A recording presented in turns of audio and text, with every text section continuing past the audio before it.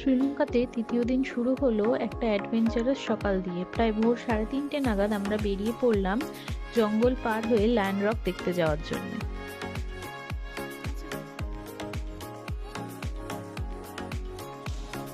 এর entry fee পড়েছিল $20 per person, মানে 2000 ইন্ডিয়ান টাকা মতন। ট্যাক্স নিয়ে আমাদের টোটাল 4500 টাকা পড়েছিল দুজনের টিকিট। টিকিটটা এটার খুবই এক্সপেন্সিভ, বাট কিছু করার ছিল না, এতটা দূর এসে না দেখে বাড়ি যাওয়ার ইচ্ছা ছিল না। এগিয়ে চললাম, অন্ধকারের মধ্যে দিয়েই হেঁটে গেলাম লায়ন রকের চূড়ার দিকে।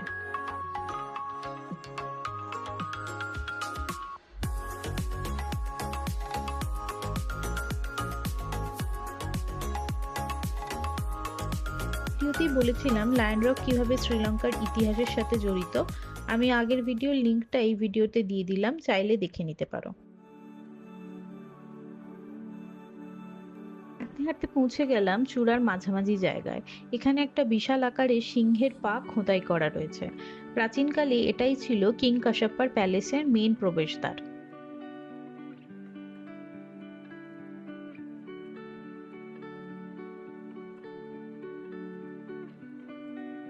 প্রায় 1 ঘন্টার মতন হাইক করে পৌঁছে গেলাম চূড়ায়, আর দেখতে পেলাম এই অসাধারণ সানরাইজটা।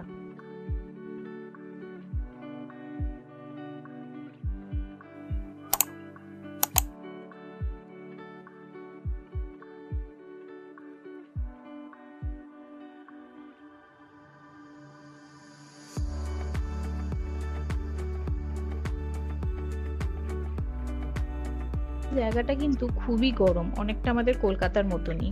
তাই গরমে এতটা হেঁটে আসার পর এখানকার ঠান্ডা হাওয়াটা খুবই ভালো লাগছিল। তাই প্রায় অনেকক্ষণই এখানে কাটিয়ে দিলাম। সকালের শুরুটা খুবই সুন্দর হলো।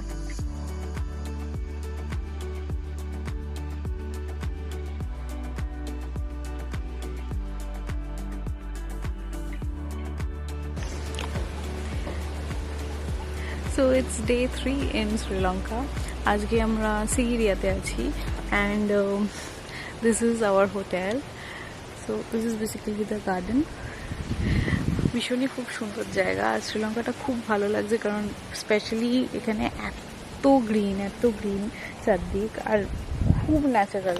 লাইক খাবার দাবারও খুব খুব ন্যাচারাল আর প্রচণ্ডই ভালো টেস্টের, মানে সবজি বা মশলাপাতিগুলো খুবই ভালো খেতে। আর অদ্ভুত ব্যাপার, ইন্ডিয়ার সাথে বেশ মিলও আছে, আবার অনেক জায়গাতে আবার অমিলও আছে। লাইক ইন্ডিয়ান ফ্লেভারের সাথে অনেকটাই ডিফারেন্স আছে। সিরিয়ার এই হোটেলটাও বেশ ভালো, কলম্বোর হোটেলটাও খুব ভালো ছিল, আর এই হোটেলটাও খুব ভালো। এটা একটা হোমস্টে, একটা ফ্যামিলি চালায়, আর মোটামুটি পুরো ঘরোয়া মতনই ব্যাপার। এখন আমাদের ব্রেকফাস্ট দেবে, তারপর আমরা ব্রেকফাস্ট করে বেরোবো। সকালবেলা আমরা গেছিলাম আজকে সিগিরিয়া রক হাইক করতে, খুবই চ্যালেঞ্জিং ছিল, বাট ভালোই লাগলো।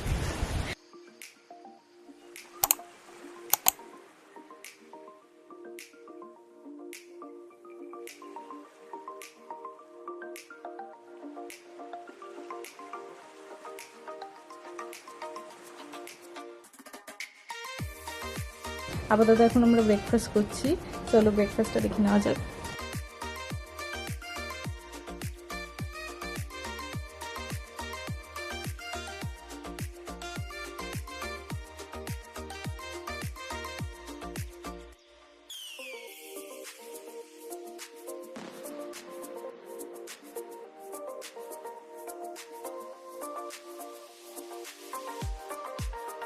ব্রেকফাস্ট সেরে আমরা বেরিয়ে পড়লাম পোলোনারাওয়ার উদ্দেশ্যে।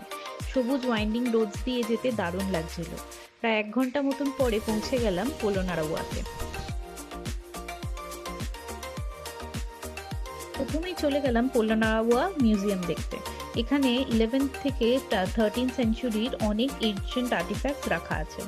পোলোনারাওয়া বেসিক্যালি একটা ancient stone city. Pagoda, Buddha statue আর হারিয়ে যাওয়া একটা সভ্যতার চিহ্ন এখানে এখনো রয়েছে।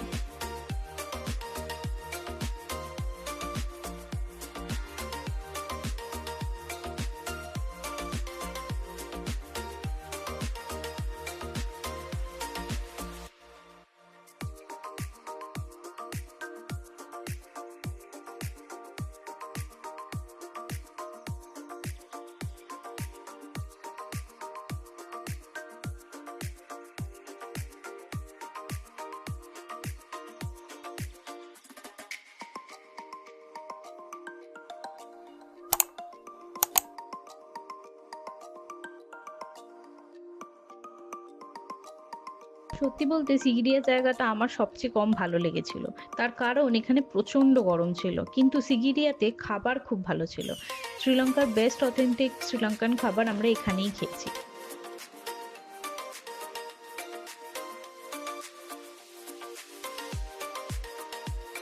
ঘুরে আমরা প্রায় 20 মিনিটস ড্রাইভ করে চলে গেলাম গামিগে দাঁড়াতে। এটা একটা অ্যাকচুয়াল ফার্মারের বাড়ি। উনি ওনার বাড়িতেই একটা ছোট রেস্টুরেন্ট চালান। সিস্টেমে শ্রীলঙ্কার অথেন্টিক রাইস অ্যান্ড কারি পাওয়া যায়।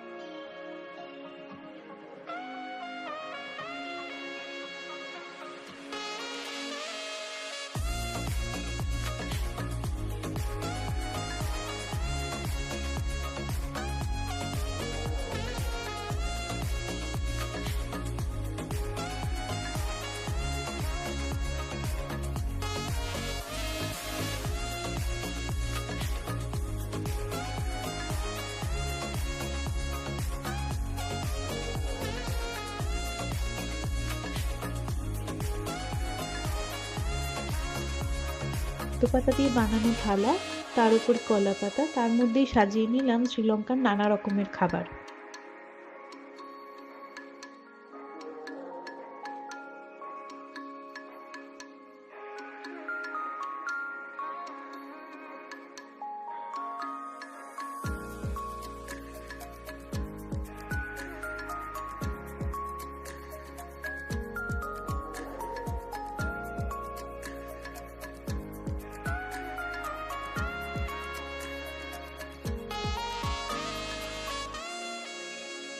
তো এখানে কোকোনাট রুটি আছে, রাইস, চিকেন, ডাল, এটা আই থিঙ্ক কুমড়োর তরকারি, এটা বেগুন ভাজা, অ্যান্ড এটা হচ্ছে পেঁপের তরকারি, আর এখানে আছে পাঁপড়, আর এটা একটা মাছ।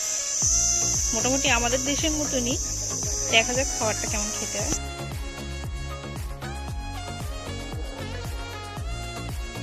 প্রত্যেকটা খাবার অত্যন্ত ভালো ছিল।